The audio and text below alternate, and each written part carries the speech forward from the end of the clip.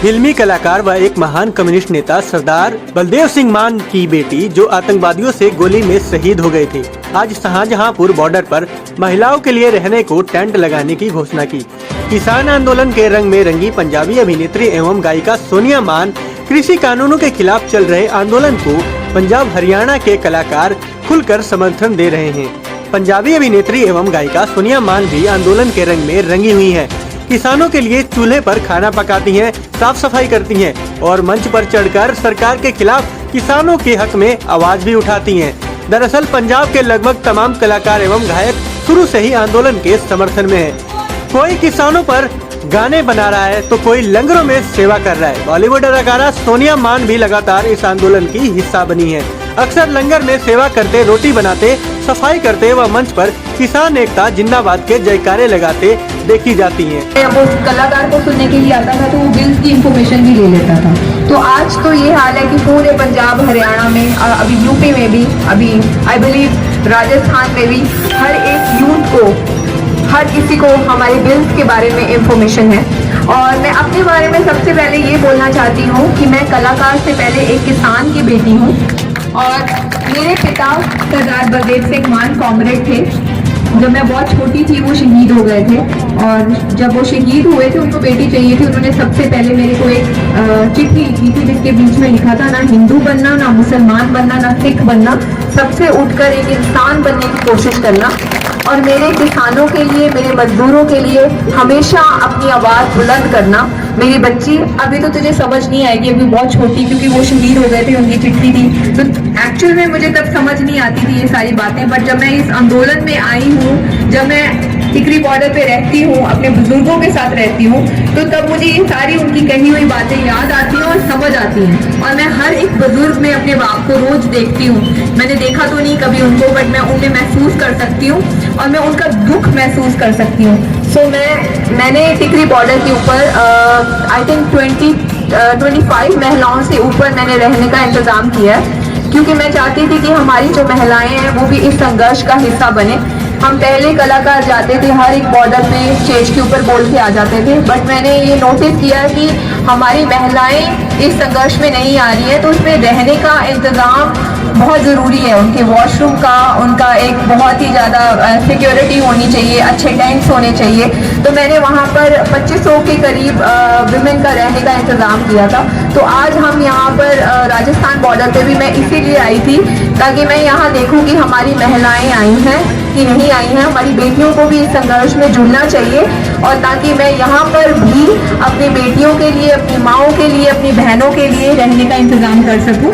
और किसी भी चीज़ की ज़रूरत हो, जैसे धर्मेंद्र जी ने बोला, चाहे कंबल की ज़रूरत हो, खाने की चीज़ों की ज़रूरत हो, चाहे टेंट्स की ज़रूरत हो, हम यहाँ आज देख के जाएंगे। और मुझे यहाँ से वॉलंटियर्स चाहिए होंगे, क्योंकि हम हर बॉर्डर पे वॉलंटियर्स लेते हैं जो वहाँ पर रहते हैं, ताकि वो, मैं तो हर एक बॉर्डर पे नहीं रह सकती, मैं डिफरेंट बॉर्डर्स पे ट्रैवल करती हूँ। बट राइट नाउ मेरे टेंट मैंने टिकरी बॉर्डर पे लगा रखा है। जैसे हम गाजियापुर बॉर्डर पे भी जाते हैं, वहाँ पे भी हमारे बहुत सिंसियर वॉलंटियर्स हैं जो कि सारा रजिस्टर के साथ एक अकाउंट बना के रखते हैं हमारे कंबल का, सारी टेंट्स का, ताकि एक सिक्योरिटी रहे विमेन के लिए और हर कोई अपने घर से भेजे बेटियों को इस आंदोलन में। तो मैं यही चाहती हूँ कि ज़्यादा से ज़्यादा हमारे आंदोलन में हमारी बेटियाँ, माएँ सारी जुड़नी चाहिए और बहुत बड़ी इंफॉर्मेशन मैं आप सबको देनी चाहिए, जो कि सारे यूथ को पता होना चाहिए कि ये जो 3 हमारे काले कानून हैं ये क्यों आए हैं और ये मोदी जी ने क्यों लेके आए हैं। पहले तो हम सब जानते हैं कि मोदी सरकार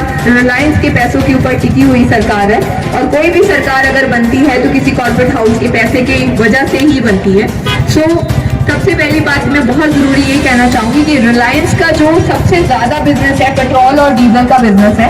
तो आने वाले 10-20 साल में, पीछे एक पेरिस में 198 कंट्रीज के बीच में एग्रीमेंट हुआ था कि ग्लोबल वार्मिंग के कारण वो आने वाले 20 साल में डीजल और पेट्रोल की इंडस्ट्रीज को बंद करवा देंगे।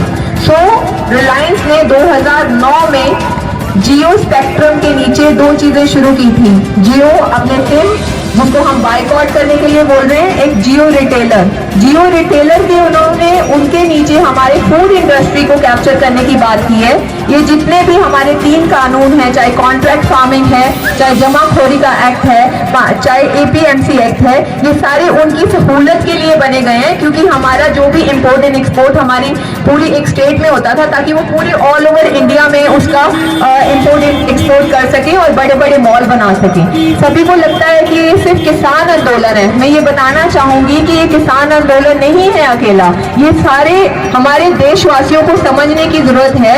ये आने वाले 10-20 साल में हमारे छोटे स्टोर्स, हमारे छोटे कपड़ों के स्टोर्स, हमारे करियाना स्टोर्स, उनको सबको कैप्चर करने की साजिश है बहुत बड़ी रिलायंस की तरफ से, ताकि आने वाले 20 सालों में रिलायंस ऑल ओवर इंडिया सारे कपड़ों के ऊपर, हमारे खाने पीने के ऊपर बहुत बड़े बड़े मॉल्स बना दिए जाएं, प्राइवेट मॉल्स हो जहां पर मिडिल क्लास मर जाएगा, हमारे छोटे फार्मर्स मर जाएंगे। तो ये हमें ये वाली सारी चीजें गूगल करके जहाँ सभी बच्चों को, सभी लोगों को बतानी, अवेयरनेस करने की ये बहुत ज्यादा जरूरत है। मेरे को लगता है इस चीज के बारे में, बिकॉज बहुत सारे लोगों को ये लगता है ये सिर्फ फार्मर्स का प्रोटेस्ट है, फार्मर्स अपने लिए लड़ रहे हैं। फार्मर्स का प्रोटेस्ट है, फार्मर्स अपने लिए गेहूं पैदा करके खा सकते हैं, फार्मर्स हमें घर पे पहुंचा सकते हैं, बट हम लोग जो शहर में रहते हैं, हम अपने लिए खेती बाड़ी नहीं कर सकते। हमें हम छोटे करियाने स्टोर पे जाएंगे, हमें जो 50 रुपए किलो मिलता है, हमें रिलायंस स्टोर में जाके वही 450 रुपए किलो मिलेगा, तो मिडिल क्लास जो है उसमें मर जाएगा। तो बहुत सारी ऐसी चीजें हैं जो हमें रिलायंस की आने वाले एजेंडा को समझने की जरूरत है, वो हमें समझनी चाहिए और करनी चाहिए। बाकी जो किसान जत्थेबंदियों के जो आगू हैं, वो जो हमारे आगे लगे हुए हैं, जिनको बहुत सारी नॉलेज है इन बिल्स के बारे में, जो हमारे लिए मीटिंग्स करते हैं, तो हमें उनकी सारी बात मान के चलना चाहिए और अपना आंदोलन शांतमय आंदोलन रखना चाहिए, क्योंकि ये हमारा पीसफुल प्रोटेस्ट होने के कारण ही बहुत सारे लोग जो फॉरेन कंट्रीज में बैठे हैं, उन्होंने हमारे लिए पिटीशन डाली है यूएनओ में भी, और सुप्रीम कोर्ट भी इसीलिए कहीं ना कहीं हमारे साथ लीनियंट है अभी, क्योंकि हमारा प्रोटेस्ट जो है शांतमय आंदोलन की तरह चल रहा है। तो आगे भी हमें अपने जो आगू हैं, हमारे जो किसान जत्थेबंदियों के लीडर्स हैं, उनके बिना पूछे कोई भी कार्रवाई नहीं करनी। बहुत सारे लोग हमें भड़काने के लिए आएंगे, गवर्नमेंट की तरफ से, एजेंसीज की तरफ से आएंगे, हमें उनकी बातों में नहीं आना। जब तक हमें अपने लीडर की अगुवाई नहीं मिलती, हम कुछ नहीं करेंगे। बस मैं इतना ही कहना चाहूंगी आप सब लोगों को। अंत में ये कहना चाहती हूँ कि अगर किसी चीज की भी कोई जरूरत हो, कुछ भी हो, हम महिलाओं के लिए यहाँ इंतजाम करेंगे। आप ज्यादा से ज्यादा महिलाएं इस आंदोलन के साथ जुड़े। अंत में भारतीय किसान यूनियन, भारतीय किसान यूनियन, लाल सलाम।